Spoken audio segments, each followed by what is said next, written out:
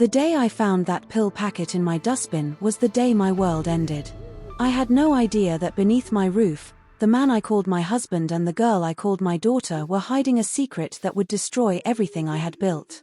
I thought I was protecting my sister's child, but instead, I was living with my sister's curse. It all began 7 years ago, when my elder sister died while giving birth to her second child. The baby didn't survive either, and in one day, our family lost 2 souls. Before she died, she held my hand and whispered weakly, "Please, take care of my children." I promised her through my tears that I would. After the funeral, I brought her first daughter, Amora, who lived with me and my husband in Abuja.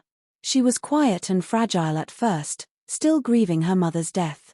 I loved her dearly. I took her as my own child, registered her in one of the best schools in the city, and provided everything she needed. My husband supported the decision.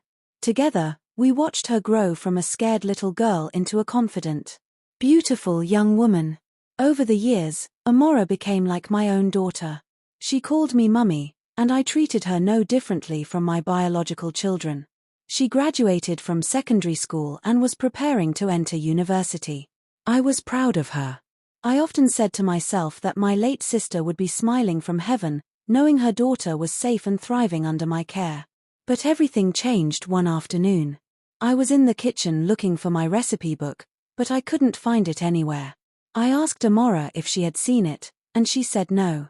I asked my husband too, but he also said he hadn't. Later, my little son told me he had thrown it away while cleaning the kitchen. I rushed to the dustbin, hoping to retrieve it before it was too late.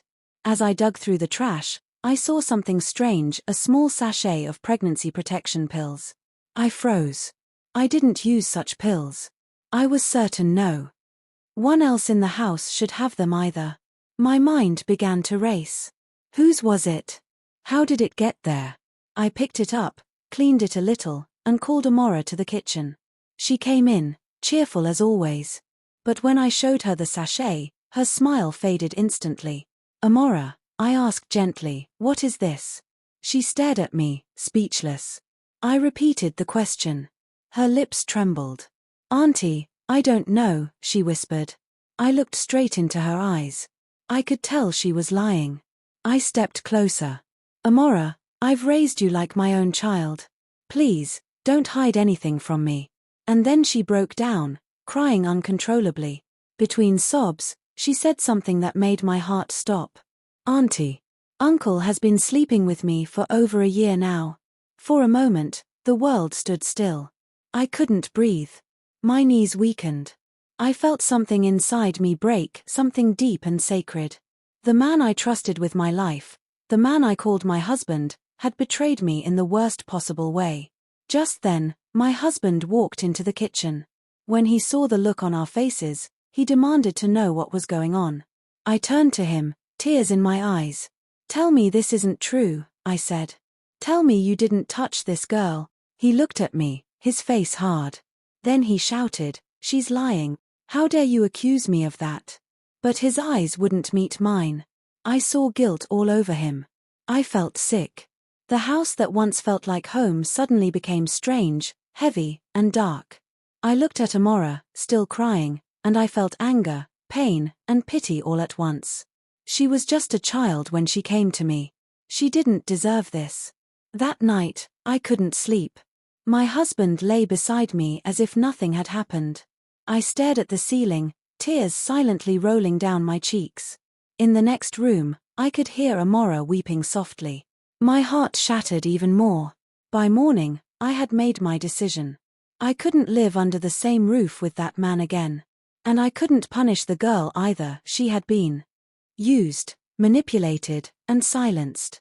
When my husband came down for breakfast, I looked him straight in the eyes. "Pack your things and leave," I said. He froze, staring at me in disbelief. "Linda," he began, but I cut him off. "You destroyed my trust, and you betrayed my sister's spirit. Leave my house." He tried to defend himself, but I was done listening. He left in silence, and I stood there, holding back the tears that threatened to drown me. Later that week, I sent Amora to my mother in the village. Before she left, she cried and begged for forgiveness. I held her close and whispered, "You're not the one who should be ashamed. You didn't deserve any of this. Go and heal, my child." When the car drove off, I felt a deep emptiness inside me. The house was silent, no laughter, no voices, just me and my thoughts. I sat by the window, watching the rain fall, whispering to the memory of my sister, "I did my best. I'm sorry." Months passed. The pain didn't vanish, but I found strength in it. I learned that silence only protects the guilty, and sometimes the hardest decisions are the ones that save you. One day, I received a letter from Amora. It read, "Auntie, I've started school again. Thank you for still loving me despite everything." I smiled through my tears. That was all I ever wanted, for her to heal and find her way. I realized that sometimes, betrayal doesn't come from strangers. It comes from the people we love the most. But even in the deepest pain, a woman can rise again, stronger, wiser, and unbroken. Because strength isn't about never falling. It's about standing up again after your heart has been shattered.